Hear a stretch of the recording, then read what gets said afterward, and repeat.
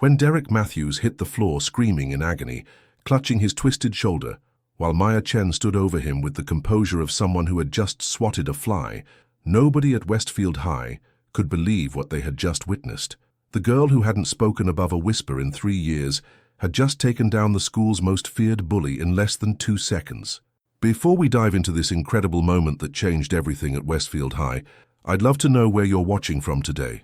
Drop your location in the comments below, hit that like button, and if you're new here, subscribe to hear more stories about standing up when it truly matters.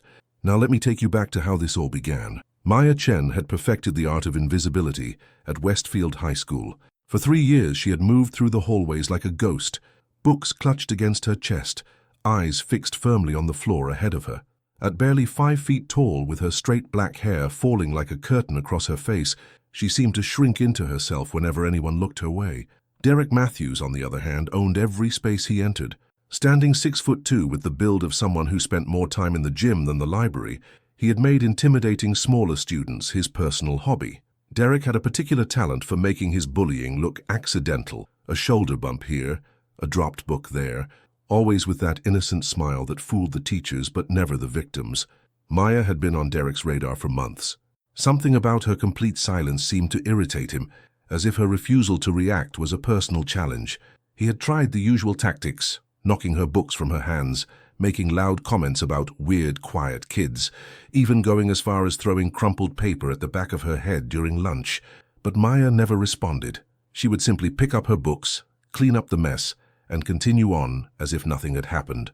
This particular Tuesday started like any other. Maya was navigating the crowded hallway between 3rd and 4th period, her usual route that took her past the main lockers where Derek and his friends typically gathered. She had her head down, focusing on the familiar pattern of worn linoleum tiles, when she heard Derek's voice cutting through the noise of chattering students. "Hey, look who it is," Derek announced, loud enough for half the hallway to hear. "Little Mouse Maya, scurrying to her next class." Maya kept walking, her pace steady and unchanged. She had learned long ago that acknowledgement only encouraged him. But Derek wasn't finished. He stepped away from his locker, timing his movement perfectly as Maya approached. "I'm talking to you, freak," he said, positioning himself directly in her path. Maya tried to step around him, but Derek mirrored her movement, blocking her way. The hallway was crowding with students now, some stopping to watch, others pretending not to notice while secretly hoping for drama. Maya lifted her eyes for just a moment, meeting Derek's gaze with an expression that was unreadable. "What's the matter? Cat got your tongue?" Derek taunted, taking another step closer. "Or are you just too weird to—" Maya attempted to step around him one more time, but Derek had made his decision. With a calculated move that he had perfected over years of hallway harassment, he stuck his foot out. At the exact moment Maya was mid-step. It should have been simple. Maya should have tumbled forward, her books scattering across the floor, providing Derek and his friends with their daily entertainment. Students should have laughed, teachers should have missed it, and Maya should have quietly gathered her things and disappeared, just like she always did. But as Derek's foot made contact with Maya's ankle, something extraordinary happened. Instead of falling forward as expected, Maya's body moved with a fluid grace that seemed to defy physics. In one seamless motion, she pivoted on her planted foot, her free hand reaching out to catch Derek's extended leg. The hallway fell silent as Maya's small fingers wrapped around Derek's ankle with surprising strength. Time seemed to slow as she shifted her weight, using Derek's own momentum and his awkward position against him. What happened next would be talked about at Westfield High for years to come. Derek Matthews had exactly 1 second to realize that something was very wrong. The girl he had just tried to trip was not falling. Instead, she was standing perfectly balanced, her hand gripping his ankle with a strength that seemed impossible for someone her size. His other foot was still planted on the ground, his body twisted in an awkward position that left him completely vulnerable. Maya's movements were swift and precise, like she had practiced this exact scenario 1,000 times. With Derek's leg captured and his balance compromised, she executed a perfect ankle pick technique that would have impressed any wrestling coach. She lifted Derek's trapped foot while simultaneously pushing against his hip with her other hand, sending all 6'2" of him crashing to the ground. But Maya wasn't finished. As Derek fell, his arms flailed out instinctively to break his fall. Maya caught his right wrist mid-air, and in a movement so smooth it looked choreographed, she twisted his arm behind his back while controlling his descent. Derek hit the linoleum floor chest first, his right arm trapped at an unnatural angle behind him. The distinctive pop of Derek's shoulder dislocating echoed through the suddenly silent hallway like a gunshot. Derek's scream of pain followed immediately after, a sound so raw and unexpected that several students gasped and stepped backward. "Oh my God!" someone whispered. "Did she just—" Another voice started, but didn't finish. Maya stood over Derek's writhing form with an expression of complete calm. Her books were still clutched in her left hand. Not a single one had fallen. Her hair remained perfectly in place, and her breathing was steady and controlled. It was as if the past 5 seconds had been nothing more strenuous than opening a door. Derek continued to scream, his voice echoing off the lockers as he tried unsuccessfully to move his right arm. "My shoulder! My shoulder! She broke my shoulder!" The crowd of students that had gathered was frozen in shock. These were kids who had seen Derek dominate hallways for years, who had watched him tower over smaller students and assert his will through intimidation and size. The idea that tiny Maya Chen had just taken him down was so far outside their understanding of reality that many were still trying to process what they had witnessed. "Someone get a teacher!" a girl shouted, finally breaking the spell of silence. "Is he okay?" another student asked, though Derek's continued screaming made the answer obvious. Maya looked down at Derek with no trace of emotion on her face. When she spoke, her voice was quiet but clear enough for everyone in the immediate area to hear. It was the first time most of her classmates had ever heard her speak. "You shouldn't have tried to trip me," she said simply. Just then, Mrs. Rodriguez, the history teacher, came rushing around the corner, drawn by Derek's screams and the commotion. She took in the scene, Derek on the floor clutching his shoulder, Maya standing calmly nearby, and dozens of students staring in shock. "What happened here?" Mrs. Rodriguez demanded, kneeling beside Derek to assess his condition. "She attacked me!" Derek gasped between pained breaths. "That psycho attacked me for no reason." Mrs. Rodriguez looked up at Maya, who was still standing in the same position, books in hand, expression unchanged. It was then that the teacher noticed something that would become crucial to understanding what had really happened. Maya's shoes were positioned in a perfect fighting stance, her weight evenly distributed, her body language suggesting someone with extensive training. "Maya," Mrs. Rodriguez said carefully. "What happened?" Maya met the teacher's eyes for the first time in 3 years of being in her classes. "He tried to trip me," she said in that same quiet, steady voice. "I defended myself." The crowd of students began murmuring among themselves. Some had seen Derek's intentional trip, others had only witnessed Maya's response, but everyone had seen the impossible. Tiny, quiet Maya Chen had just disabled the school's biggest bully in a matter of seconds. Mrs. Rodriguez was reaching for her radio to call for the school nurse and administration when she noticed something else that made her pause. Maya's positioning, her balance, the way she held herself. Mrs. Rodriguez had seen it before. As the school nurse rushed to tend to Derek's dislocated shoulder and Principal Harrison arrived to take control of the situation, Mrs. Rodriguez couldn't shake the feeling that there was much more to Maya Chen than anyone at Westfield High had ever suspected. The way the girl had moved, the precision of her technique, the complete calm in her demeanor, it all pointed to extensive training. "Maya, I need you to come with me to the office," Principal Harrison said, his tone careful but firm. Derek was being helped to his feet by the nurse, his face pale with pain as his arm hung uselessly at his side. "This is insane," Derek protested through gritted teeth. "She attacked me. I was just walking and she went crazy." But Mrs. Rodriguez had been watching the hallway dynamics at Westfield for 15 years. She had seen Derek's pattern of behavior, had fielded complaints from other teachers about his accidental encounters with smaller students. More importantly, she had witnessed the entire incident from around the corner and had seen Derek's deliberate attempt to trip Maya. "Derek, I saw what happened," Mrs. Rodriguez said firmly. "You tried to trip her." Maya was defending herself. Defending herself? Derek's voice was getting higher with indignation and pain.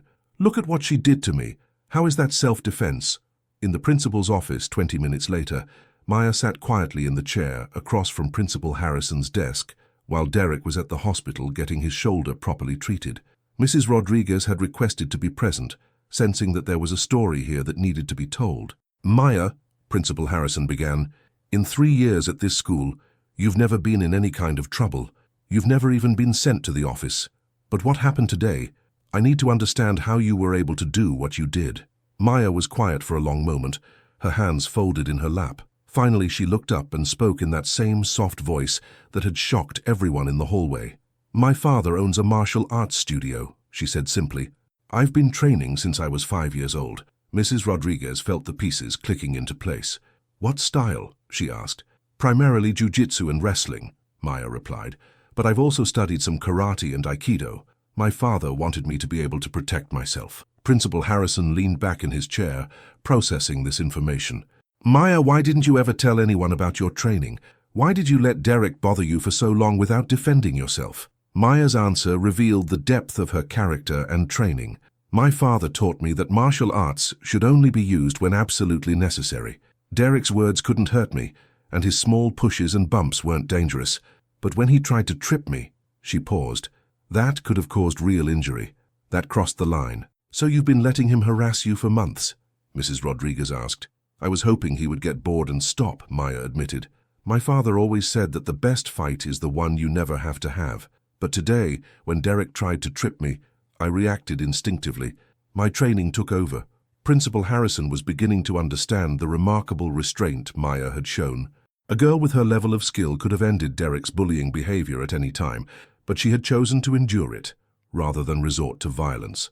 "Maya, I have to ask, did you intend to dislocate Derek's shoulder?" Maya considered the question carefully. "I intended to stop him from hurting me, and to prevent him from getting back up quickly enough to retaliate. The shoulder dislocation was a result of his size and how he fell. I controlled his descent as much as I could, but when someone that much bigger than me goes down, injuries can happen." Mrs. Rodriguez was amazed by Maya's technical understanding of what had occurred. This wasn't a lucky accident or a random burst of adrenaline.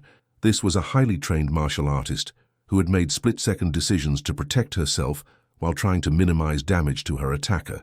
As word of the incident spread through Westfield High, Maya's story began to change how students saw her.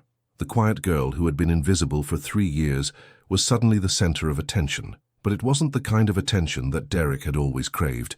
It was respect, curiosity, and for many students who had also been targets of bullying, something approaching awe. By the end of the day, 3 different students had approached Maya to ask if her father's martial arts studio accepted new students.